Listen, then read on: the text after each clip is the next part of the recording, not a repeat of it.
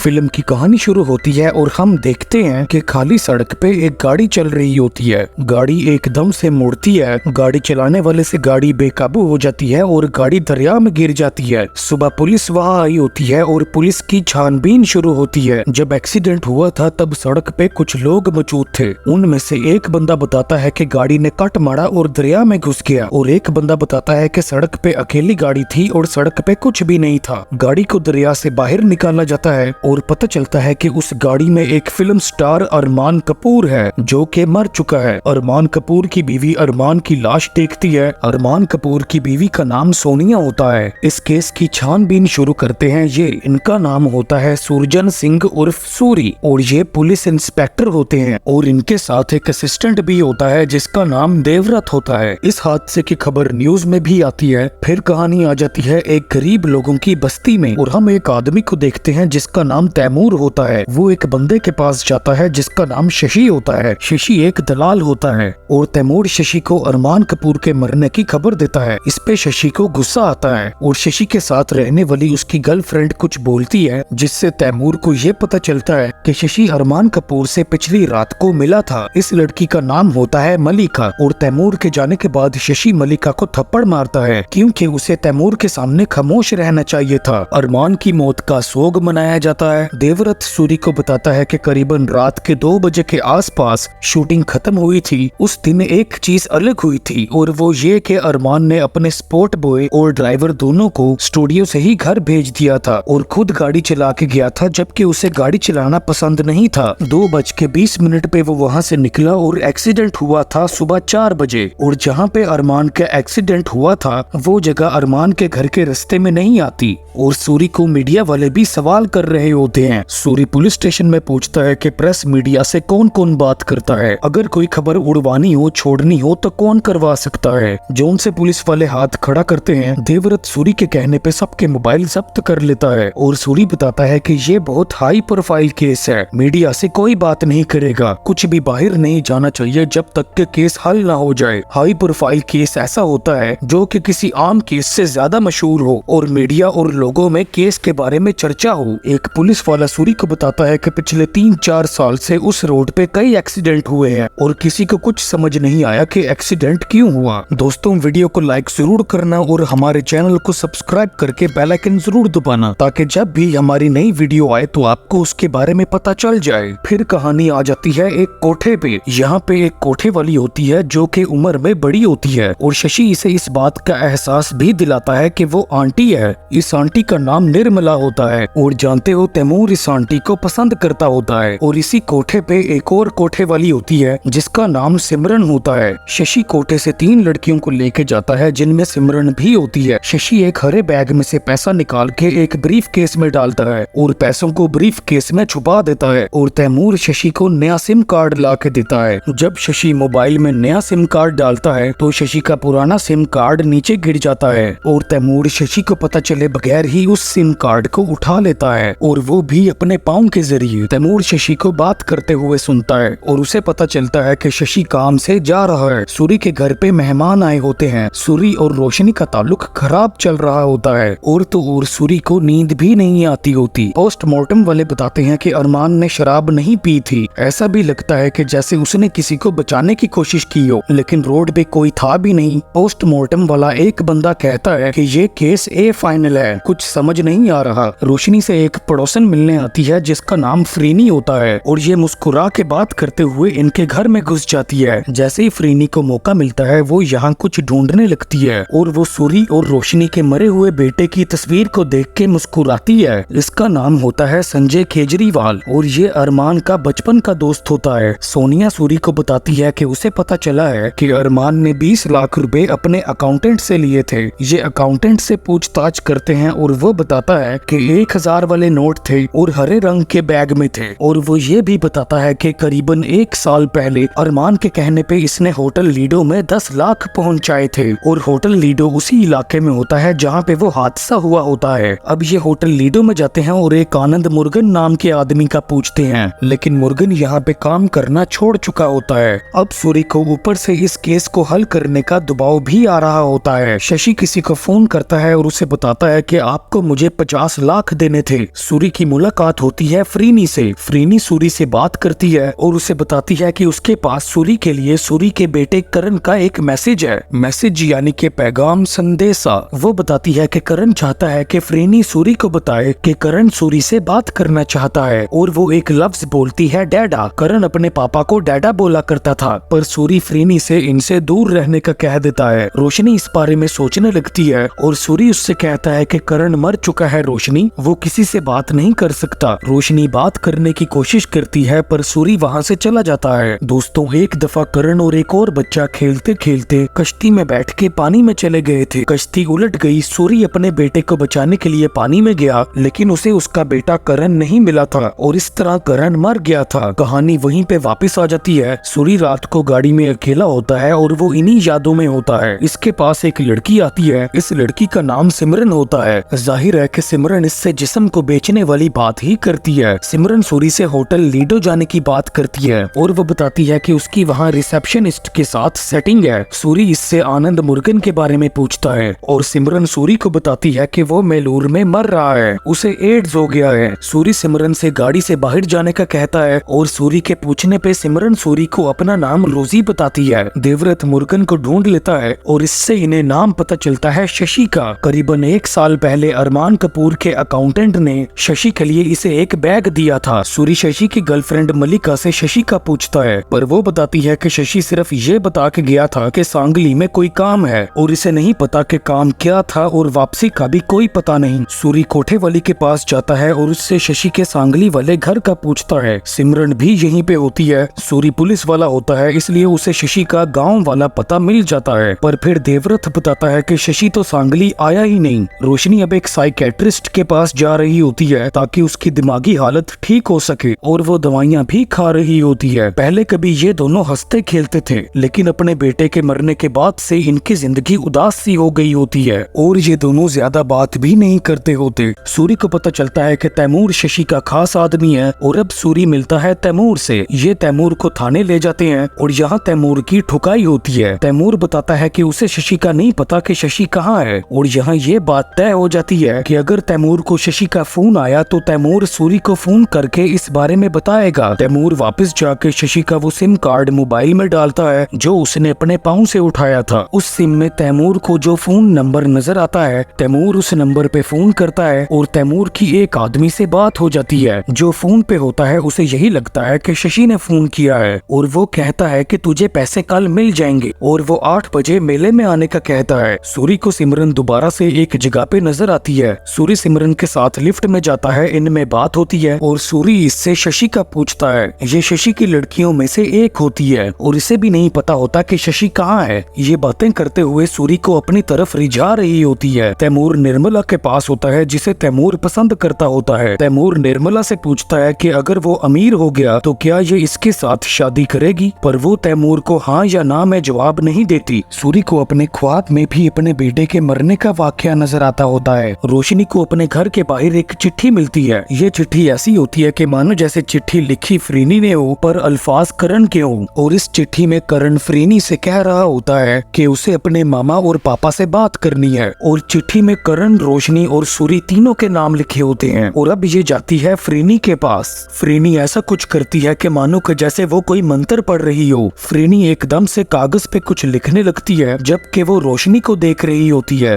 कागज पे जो फ्रीनी लिख रही होती है मानो कि जैसे करण के अल्फाज हो, बस लिख फ्रीनी रही है। करण के मुताबिक उसे अपनी माँ से बात करके बहुत अच्छा लगा और रोशनी को पता चलता है कि करण अपने पापा से बात करना चाहता है। रोशनी को फ्रीनी के पास आकर अपने बेटे की बातें पढ़ने पे खुशी होती है। फ्रीनी कागज पे बिल्कुल ऐसे ही लिख रही होती है मानो कि जैसे करण वहीं पे है और वो बोल नहीं रहा बल्कि फ्रीनी के जरिए कागज पे लिख रहा है। सूरी उन बातों का सोच रहा होता है जो सिमरन ने इससे कही थी। सूरी देवव्रत से सारे मुर्दा घरों और अस्पतालों में शशि का हुलिया और तस्वीरें भेजने का कहता है और इनको शशि की लाश मिल जाती है। शशि को स्नाइपर राइफल से सर में गोली मारी गई होती है। शशि की जेब से इन्हें एक होटल के कमरे की चाबी मिली। शशि ने एक होटल में कृष्णा नायर के नाम से कमरा लिया हुआ था। उसके पास मिले सामान में सूरी अब तलाशी लेता है और सूरी जब कपड़ों वाले ब्रीफ केस की तलाशी लेता है तो उसे उसमें से बहुत सारा पैसा मिलता है। तैमूर को पता चलता है कि शशि मर गया है और ये भी कि शशि एक मेले में मारा गया। इसे याद आता है जो इसने मोबाइल पे उस आदमी को कहते हुए सुना था। उसने भी 8 बजे मेले में आने का कहा था। शशि की गर्लफ्रेंड को 2 आदमी शशि की रहने वाली जगह से निकाल लेते हैं और फिर तैमूर शशि के घर की तलाशी लेता है और उसे एक DVD वाली CD मिलती है। इस CD में एक वीडियो होती है जिसमें अरमान कपूर, एक लड़का और सिमरन नजर आती है। तैमूर ने एक दफा सिमरन को जख्मी हालत में शशि के पास देखा था। सूरी अरमान की बीवी सोनिया से मिलता है। सोनिया उससे अरमान को लेके सवाल करती है लेकिन सूरी के पास कोई जवाब नहीं होता। तैमूर दोबारा से उसी नंबर पे फोन करता है और जानते हो फोन किसको मिलता है? अरमान कपूर के बचपन के दोस्त संजय केजरीवाल को। तैमूर समझ जाता है कि इसी ने शशि को मेले में बुला के मरवाया है और अब ये संजय को ब्लैकमेल करने वाला होता है। तैमूर संजय को दोबारा फोन करता है और उससे 50 लाख मांगता है। शशि को मरवाने वाले राज को राज रखने के लिए संजय घबरा जाता है क्योंकि तैमूर के पास सिम कार्ड और DVD वाली CD होती है और तो और उसे सिमरन के बारे में भी पता होता है। संजय इस बारे में अपने पापा को बताता है। सूरी अपनी बीवी के साथ फिल्म देखने जाता है। रोशनी सूरी से पूछती है कि सूरी को फिल्म कैसी लगी, जिस पे सूरी कहता है कि मैं तो तुम्हें देख रहा था, इनको इनके जानने वाले मिलते हैं। सूरी खामोश होता है, शायद इसलिए कि उसके सामने वो बच्चा होता है जो करण के साथ पानी में गया था। करण मर गया पर ये बच्चा बच गया था और सूरी ऐसी बातें करता है कि जैसे वो उनसे मिलना ही नहीं चाहता। सूरी अपने बेटे की मौत के लिए खुद को कसूरवार मानता होता है क्योंकि उसके मुताबिक ये उसकी लापरवाही थी। उसे बच्चों पे नजर रखनी चाहिए थी पर वो सो गया था। सूरी अपनी बीवी को घर छोड़ के बाहर चला जाता है। उसे सिमरन नजर आती है, वो सिमरन के पीछे जाता है। सिमरन सूरी की गाड़ी में आती है और सिमरन सूरी को दरिया के किनारे एक जगह पे लेके जाती है। यहाँ कुछ देर तक इन दोनों में बातें होती हैं। सूरी को सिमरन का नाम रोजी ही पता होता है। सूरी अरमान के एक दोस्त निखिल से मिलने जाता है पर उसकी हालत खराब होती है। 3 साल पहले इसका एक्सीडेंट हुआ था, उसके बाद से ये ऐसा हो गया। एक्सीडेंट के बाद से इसने किसी से बात ही नहीं की और डॉक्टर्स के मुताबिक ये कुछ समझ भी नहीं सकता। तैमूर संजय को दोबारा फोन करता है और संजय तैमूर को बताता है कि वो पैसे देने के लिए तैयार है पर उसे संजय से मिलना होगा। जगह और वक्त तैमूर के मुताबिक ही होगा। देवव्रत और सूरी के घर आते हैं पर रोशनी घर पे नहीं होती। सूरी अपनी बीवी के लिए फिक्रमंद होता है और उसे अपने ही घर में से चिट्ठियां मिलती हैं जो कि जाहिर है रोशनी को फ्रेनी की मदद से मिली। सूरी फ्रेनी के घर जाता है और रोशनी वहीं पे होती है। अब सूरी गुस्से में होता है और वो फ्रेनी से भी गुस्से से बात करता है। सूरी अपनी बीवी को वहाँ से बाहर ले आता है और इन दोनों में बहस होती है। इनकी बहस देवव्रत के सामने होती है और ये मामला कुछ अच्छा नहीं जाता। अब रोशनी को लगने लगता है कि सूरी का किसी के साथ अफेयर यानी कि चक्कर है। सूरी वहीं पे जाता है जहाँ पे सिमरन सूरी को लेके गई थी और सिमरन वहाँ पे आती है। सूरी की आंखों में हल्के से आंसू होते हैं और वो सिमरन से कहता है मैं बहुत थक गया हूँ और फिर सिमरन सूरी को एक होटल में कमरे में लेके जाती है। यहाँ सिमरन सूरी से मलिका की मदद करने का कहती है और बात करते हुए सूरी सो जाता है। अगली सुबह जब वो उठता है तो वो कमरे में अकेला होता है। सूरी कोठे पे जाता है और वो शशि की गर्लफ्रेंड मलिका को बाहर बुलवाता है। शशि मलिका को यहाँ से खरीद के ले गया था पर शशि के मरने के बाद कोठे वाले इसको वापस यहाँ ले आए होते हैं और वापस से इसे जिस्म वाले काम में लगा रहे होते हैं। सूरी कोठे वालों के ना चाहते हुए मलिका को यहाँ से गाड़ी में अपने साथ ले जाता है। सूरी मलिका की मदद कर रहा होता है जिसपे मलिका को अच्छा लगता है और अब मलिका सूरी को बताती है कि जिस रात अरमान कपूर का एक्सीडेंट हुआ था शशि अरमान से मिला था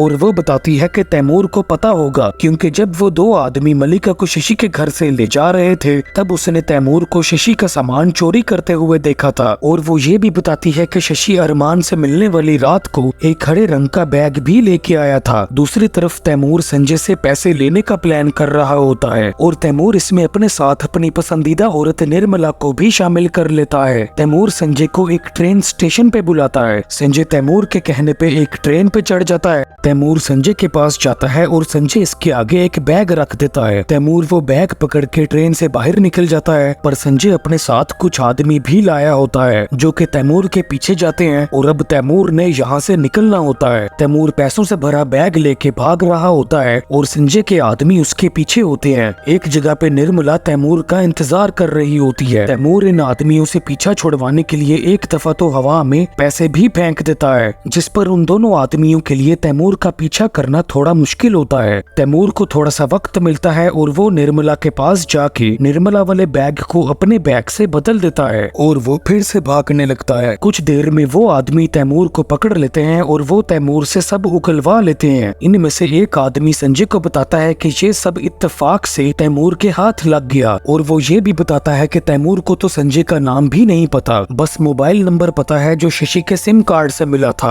ये संजय के कहने पे तैमूर को गोलियां मार देते हैं। तैमूर के सामने एकदम से सिमरन आ जाती है और तैमूर बिल्डिंग से नीचे लोगों के सामने गिर जाता है। लोगों को पता चल जाता है कि किसी ने ऊपर कत्ल किया है। दोनों आदमियों में से एक आदमी यहाँ से भाग जाता है और एक आदमी जल्दबाजी में सीढ़ियों से नीचे गिर के बेहोश हो जाता है। निर्मला उस पैसे वाले बैग के साथ ट्रेन में चढ़ जाती है। तैमूर ने निर्मला से कहा था कि वो ट्रेन में चढ़ जाए और अगर तैमूर ना आए तो वो तैमूर का इंतजार ना करे। निर्मला बैग खोल के देखती है और उसमें पैसे को देख के उसे रोना आ जाता है। शायद उसे इस बात का एहसास हो जाता है कि तैमूर ने उसके लिए क्या किया है और ये भी कि वो तैमूर से अब नहीं मिल पाएगी। एक औरत सूरी को बताती है कि तैमूर ने सिमरन का नाम लिया और फिर वो मर गया। दोस्तों, वो आदमी जो सीढ़ियों से गिर के बेहोश हो गया था वो अब अस्पताल में होता है और सूरी इसके पास आता है। सूरी इसे डराता है और फिर ये आदमी सूरी को एक नाम बताता है जो कि होता है संजय केजरीवाल। और अब तो इनको सिमरन भी नहीं मिल रही होती। देवव्रत को पता चलता है कि एक सिमरन नाम की लड़की थी पर कुछ साल पहले वो भाग गई। दोस्तों, सूरी को सिमरन का नाम रोजी पता होता है। ये संजय केजरीवाल के पास जाते हैं और सूरी के पास संजय का अरेस्ट वारंट होता है। इस आदमी ने संजय के खिलाफ बयान दे दिया होता है। अब संजय सूरी को बताता है कि शशि इन्हें ब्लैकमेल कर रहा था। 3 साल पहले इन्होंने होटल लीडो से सिमरन को अपने साथ लिया। सिमरन एक एस्कॉर्ट गर्ल थी। ये गाड़ी में थे। संजय और अरमान के साथ एक तीसरा लड़का भी था और उसका नाम निखिल था। गाड़ी का दरवाजा एकदम से खुल गया। निखिल और सिमरन गाड़ी से बाहर गिर गए। इन्होंने निखिल को तो उठा लिया लेकिन सिमरन को यहीं पे छोड़ दिया। दोस्तों, निखिल को हमने जिस हालत में देखा था इसी एक्सीडेंट की वजह से उसकी ये हालत हुई थी। सिमरन जख्मी थी। इन्होंने इस बारे में शशि को बताया। तैमूर ने देखा था कि सिमरन शशि के पास है और शशि ने डॉक्टर को भी बुलाया हुआ है। और फिर एक हफ्ते बाद शशि ने अरमान को वो डीवीडी वाली सीडी भेजी थी और उसने अरमान को ब्लैकमेल करना शुरू किया और शशि ने बताया कि सिमरन मर चुकी है और उसकी लाश को दफना दिया है। सूरी वो सीडी वाली वीडियो देखता है और उस वीडियो में वो सिमरन को देख के बताता है कि वो इस लड़की को जानता है और यही उसको इस केस में मदद करती है। और वो संजय को बताता है कि शशि ने इसे झूठ बोल के फंसाया है। दोस्तों, सूरी को सिमरन का नाम रोजी पता होता है। सूरी और संजय गाड़ी में जा रहे होती हैं कि एकदम से सूरी को गाड़ी की पिछली सीट पे सिमरन बैठी हुई नजर आती है। सूरी घबरा जाता है और फिर इन दोनों को सिमरन गाड़ी के बिल्कुल सामने खड़ी हुई नजर आती है। संजय सिमरन को बचाते हुए गाड़ी को मोड़ता है। इनसे गाड़ी बेकाबू हो जाती है और गाड़ी पानी में गिर जाती है। ये वही सड़क होती है जहाँ पे अरमान कपूर का एक्सीडेंट हुआ था। सूरी गाड़ी से निकलने की कोशिश करता है लेकिन नहीं निकल पाता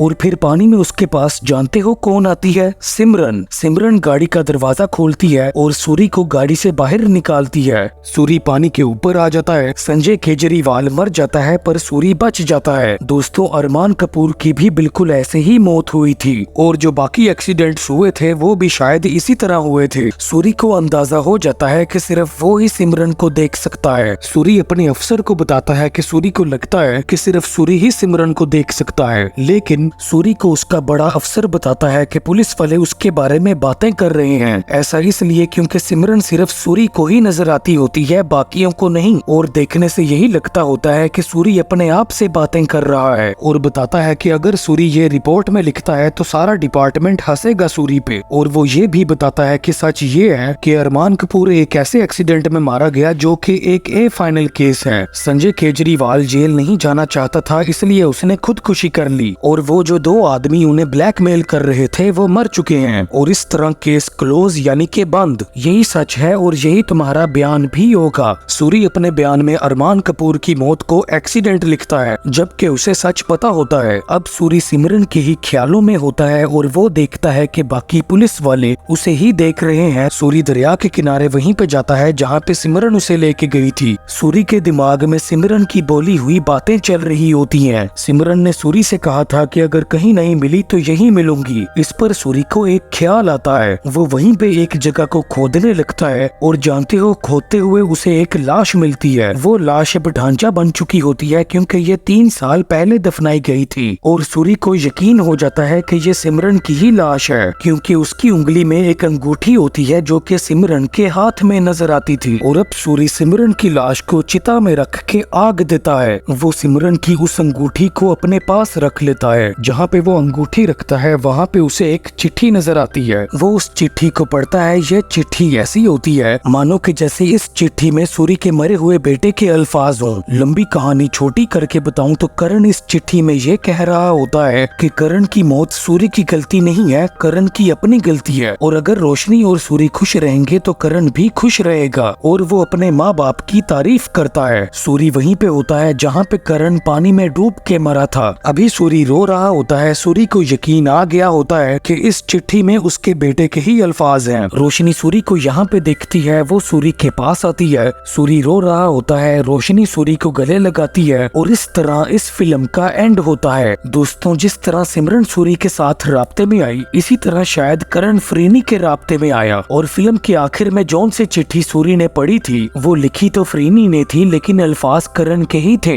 दोस्तों, सिमरन मर गई थी और सूरी जिसको देखता था, जिससे बात करता था, वो सिमरन की रूह होती है। दोस्तों, वीडियो को लाइक जरूर करना और हमारे चैनल को सब्सक्राइब करके बेल आइकन जरूर दबाना ताकि जब भी हमारी नई वीडियो आए तो आपको उसके बारे में पता चल जाए। और अगर आपने इसी तरह की और वीडियोस देखनी है तो लेफ्ट या राइट जौन सी मर्जी वीडियो को क्लिक कर लो।